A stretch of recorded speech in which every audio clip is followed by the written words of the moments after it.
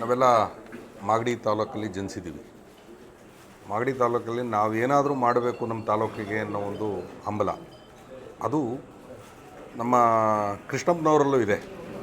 ಅವರು ಕೆಂಪೇಗೌಡರು, ಮಾಗಡಿ ಕೆಂಪೇಗೌಡರು ಬೆಂಗಳೂರನ್ನ ಕಟ್ಟಿದ್ರು ಅಂತ ಹೇಳಿ ಹಿಂದೆನೇ ಪ್ರತಿಮೆ ಎಲ್ಲ ಮಾಡಿದರು. ಅವರಲ್ಲೂ ಉತ್ಸಾಹ ಇದೆ. ತಾಲೂಕು ಬೆಳವಣಿಗೆಗೆ ಅವರು ಕೈ ಜೋಡಿಸ್ಬೇಕು ಅಂತ ಕೇಳ್ತಾ, ಏನು ಕೋರ್ಟಲ್ಲಿ ಏನಾಗಿದೆ, ಸಾರ್ವಜನಿಕ ಹಿತಾಸಕ್ತಿ 500 ಮೀಟರ್ಗಳಷ್ಟು ದೂರದಲ್ಲೇ ಅತ್ಯಂತ ಗೌರವ ಮತ್ತು ಮರ್ಯಾದೆಯೊಂದಿಗೆ ಸ್ಥಳಾಂತರಿಸಲಾಗುವುದು ಎಂದು ಭರವಸೆ ನೀಡಿದರು. ಇದಕ್ಕೆ ಅರ್ಜಿದಾರರು ತಮ್ಮ ಸಮ್ಮತಿಯನ್ನು ಸೂಚಿಸಿದ್ದಾರೆ. ನ್ಯಾಯಾಲಯವು ಅರ್ಜಿಯನ್ನು ವಿಲೇವಾರಿ ಮಾಡಿದ್ದು ಪ್ರತಿವಾದಿ ಸಂಖ್ಯೆ 2 ಅಂದರೆ ಪುರಸಭೆ ಅಧಿಕಾರಿಗಳಿಗೆ ನೀಡಿದ ಭರವಸೆಯಂತೆ ಕೆಂಪೇಗೌಡರ ಪ್ರತಿಮೆಗೆ ಯಾವುದೇ ಧಕ್ಕೆ ಬಾರದಂತೆ ಗೌರವಪೂರ್ವಕವಾಗಿ ಸ್ಥಳಾಂತರಿಸಲು ನಿರ್ದೇಶನ ನೀಡಿದೆ. ಮುಗಿತಲ್ಲಿಗೆ. ಇವತ್ತು ಸರ್ಕಾರ ಇರೋದು ಬಡವರಿಗೆ. ನಮ್ಮ ದೇಶ ಬಡ ದೇಶ, ಬಡವರ ದೇಶ.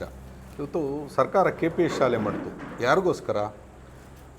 ಸಾಮಾನ್ಯ ಜನ 50,000 ಡೊನೇಷನ್ ಕಟ್ಟೋಕ್ಕಾಗಲ್ಲ. LKG UKG ನಮ್ಮ ಮಕ್ಕಳು ಆಂಗ್ಲ ಮಾಧ್ಯಮದಲ್ಲಿ ಓದಬೇಕು ಅಂತೇಳಿ KPS ಶಾಲೆನ ಮಾಡಿದ್ರು ಸರ್ಕಾರ. ಅದು ಬಡವರಿಗೋಸ್ಕರ. ಇವತ್ತು ಶ್ರೀಮಂತರು ಅವರವ್ರ ಅನುಕೂಲ ಆದಂಥ ಜಾಗಗಳಲ್ಲಿ ಮಕ್ಕಳನ್ನ ಸೇರಿಸ್ತಾ ಇದ್ದಾರೆ. ಅದೇ ಥರ ಇವತ್ತು ಆಸ್ಪತ್ರೆ, ತಾಲೂಕಿಗೆ ಒಂದು ಆಸ್ಪತ್ರೆ, ಏನು ಸರ್ಕಾರಿ ಆಸ್ಪತ್ರೆಗಳು ಇವತ್ತು ಭಾಳನೇ ಚೆನ್ನಾಗಿ ನಡೀತಾ ಇದೆ. ನಾನೊಂದು ಹೊಳಲ್ಕೆರೆಗೆ ಹೋಗಿದ್ದೆ, ಶಿವಮೊಗ್ಗಕ್ಕೆ ಹೋಗ್ಬೇಕಾದ್ರೆ. ಇವತ್ತು ಯಾರಾದರೂ ಹೊಳಲ್ಕೆರೆಗೆ ಹೋದರೆ ನೋಡಿ, ಅಲ್ಲಿನ ಶಾಸಕರು ಚಂದ್ರಪ್ಪ ಅಂತ ಅನಿಸುತ್ತದೆ, BJP ಶಾಸಕರು ಎಷ್ಟು ಚೆನ್ನಾಗಿ ಇರೋಂಥ ಆಸ್ಪತ್ರೆಯನ್ನು ಮಾಡಿದ್ದಾರೆ ಹೊಳಲ್ಕೆರೆಯಲ್ಲಿ. ಮತ್ತು ಕುಣಿಗಲಲ್ಲಿ ಮಾಡಿದ್ದಾರೆ ತಾಯಿ ಮಕ್ಕಳ ಆಸ್ಪತ್ರೆ. ಅದನ್ನು ಬಳಸ್ಕೊಳ್ಳೋರು ಯಾರು? ನಮ್ಮ ಗ್ರಾಮೀಣ ಭಾಗದ ಜನ, ಬಡ ಜನ. ನಾವು ಇರೋರು ಉಳ್ಳವರು ಶಿವಾಲಯ ಮಾಡೋರು ನನಗೆ ಉಳ್ಳವರು ಎಲ್ಲೆಲ್ಲಿ ಬೇಕಾದ್ರೂ ಹೋಗ್ಬೋದು. ಈ ಬಡವರಿಗೋಸ್ಕರ ಮಾಡೋಂಥ ಕಾರ್ಯಕ್ರಮಗಳಿಗೆ ಯಾರು ಅಡ್ಡ ಬರಬಾರ್ದು. ಹಿಂದೆ ಪ್ರತಿಮೆಗಳನ್ನೆಲ್ಲ ಸ್ಥಳಾಂತರ ಮಾಡಿರೋಂಥ ನಿರ್ದೇಶನ ಭಾಳ ಇದೆ.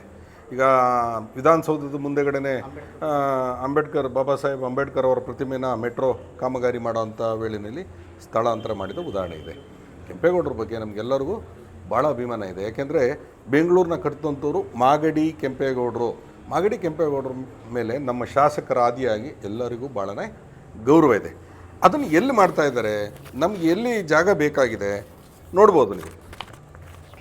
ಇದು ನಮ್ಮ ಬೆಂಗಳೂರು ತಾಳೆಕೆರೆ ಎಂಟ್ಪೋಸ್ಟ್ ಸೋಮವಾರಪೇಟೆ ರಸ್ತೆ ಮಾಡಿದ್ದಾರೆ. ಆ ರಸ್ತೆ ಇಲ್ಲಿ ಅಂಬೇಡ್ಕರ್ ಭವನ ಬರುತ್ತೆ. ಪೂರ್ವ ಪಶ್ಚಿಮವಾಗಿ ಹಾಸ್ಪಿಟಲ್ನ ಮಾಡ್ತಾರೆ. ಪೂರ್ವ ಪಶ್ಚಿಮ ಅಂದರೆ ನಮ್ಮ ಏನು ತಾಲೂಕು ಆಫೀಸು ಈ ಪಾರ್ಕಿಂಗ್ ಇದೆಯಲ್ಲ, ಆ ಪಾರ್ಕಿಂಗಿಂದ ಮುಂದೆ ಈ ಹೋಟ್ಲಿತ್ತಲ್ಲ, ಈ ಹಳೇದೊಂದು ಚಿಕ್ಕದೊಂದು ಹೋಟ್ಲ್ ಇಟ್ಕೊಂಡಿದ್ರಲ್ಲ, ಅಲ್ಲಿವರೆಗೂ ಮೇನ್ ಗೇಟ್ ಬರುತ್ತೆ. ಸೊ ಈ ಪ್ರತಿಮೆ ಈ ಗೋಡೆ ಪಕ್ಕಕ್ಕೆ ಬರ್ತಾಯಿತ್ತು ಈ ಪ್ರತಿಮೆ. ಹಾಗಾಗಿ ಈ ಉತ್ತರಾಭಿಮುಖವಾಗಿ, ಪೂರ್ವಾಭಿಮುಖವಾಗಿ ಇದ್ದಂಥ ಪ್ರತಿಮೆಯನ್ನು ಉತ್ತರಾಭಿಮುಖವಾಗಿ ಮಾಡ್ತಾಯಿದ್ದಾರೆ. ಅಂದರೆ ಆಸ್ಪತ್ರೆ ಪಕ್ಕದಲ್ಲೇ ಪುರಸಭೆ ಇಲ್ಲಿ ಬರುತ್ತೆ, ಪುರಸಭೆ ಮುಂದೆಗಡೆನೆ. ಇದಕ್ಕೆ ಯಾವುದೇ ಧಕ್ಕೆ ಬರೋದಿಲ್ಲ. ತಾವೆಲ್ಲರೂ ಕೈ ಜೋಡಿಸ್ಬೇಕು. ಯಾಕೆಂದರೆ ತಾವೆಲ್ಲ ಹಿಂದೆ ಶ್ರಮ ಹಾಕಿದ್ರಿ ಎಲ್ಲದಕ್ಕೂ. ನಮ್ಮ ತಾಲೂಕವರೇ ನೀವೆಲ್ಲ. ಈ ಯಾರೋ ನಾವು ಎಕ್ಸ್ಪ್ರೆಸ್ ಕೆನಾಲು ಅಡ್ಡ ಮಾಡ್ತಾಯಿದ್ರಲ್ಲ, ಗುಬ್ಬಿ ತಾಲೂಕವರು, ತುರುವೇಕೆರೆ ತಾಲೂಕವರು, ನಾವೆಲ್ಲ ಒಂದೇ ತಾಲೂಕಿನವರೇ. ಬೇಡಿ ಇದನ್ನೆಲ್ಲ ಕೂತು ತಾಳ್ಮೆಯಿಂದ ಇವನ್ನೆಲ್ಲ ಚರ್ಚೆ ಮಾಡಿ, ಯಾಕೆಂದರೆ ನೀವು ಪತ್ರಿಕಾ ರಂಗದವ್ರು ಇದ್ದೀರಿ, ನೀವು ಎಲ್ಲ ನಮ್ಮ ತಾಲೂಕಿನವರು ಇದ್ದೀರಿ, ಇವನ್ನೆಲ್ಲ ಕೂತ್ಕೊಂಡು ಸಮರ್ಪಕವಾಗಿ ಬಗೆಹರಿಸಿ ಈ ಒಂದು ಒಳ್ಳೆಯ ಕಾರ್ಯ ಏನು MLA ಅವರು ಇವತ್ತು ಮಾಗಡಿ ಪಟ್ಟಣದಲ್ಲಿ ನೋಡ್ಬೋದು. ಸೋಮವಾರಪೇಟೆ ರಸ್ತೆ ಇರ್ಬೋದು, ತಾಳೆಕೆರೆ ಹ್ಯಾಂಡ್ ಪೋಸ್ಟ್ ರಸ್ತೆ, ಶಿಕ್ಷಕರ ಭವನ, ಆಡಿಟೋರಿಯಮ್ಮು, ಮತ್ತು ಗಾಂಧಿ NES ಸರ್ಕಲ್ಲು, ಈಗ ತಾಲೂಕು ಕಚೇರಿಯನ್ನು ಅಲ್ಲೇ ಶಿಫ್ಟ್ ಮಾಡಿ ಹೊಸ್ದಾಗಿ ಮಾಡಬೇಕು ಅಂತ ಇದ್ದಾರೆ. ಹಿಂದೇನೂ ಪುರಸಭೆ ಬಿಲ್ಡಿಂಗು, ಈ ಕಚೇರಿ ಸಂಕೀರ್ಣ ಎಲ್ಲದನ್ನೂ ಮಾಡಿದ್ದು MLA ಅವರೇನೆ, ಬಾಲಕೃಷ್ಣ ಅವರವರೇ. ಆ ಕಾಲದಲ್ಲಿ ಆದಂಥ ಕಟ್ಟಡಗಳನ್ನು ಅವರ ಅವಧಿನಲ್ಲೇ ಆದಂಥ ಕಟ್ಟಡಗಳು ಎಲ್ಲವುದನ್ನು, KSRTC ಬಸ್ ನಿಲ್ದಾಣ ಇರ್ಬೋದು.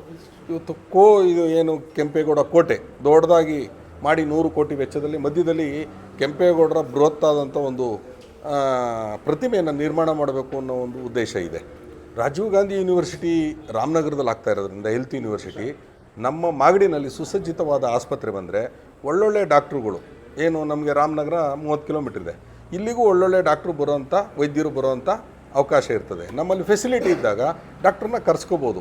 ಹಾಗಾಗಿ ಬೆಂಗಳೂರಿಗೆ ಹೋಗೋ ಬದಲು ನಾವೆಲ್ಲರೂ ಮಾಗಡಿನಲ್ಲೇ ಒಳ್ಳೆಯ ಸೇವೆಯನ್ನು ಪಡ್ಕೊಬೋದು.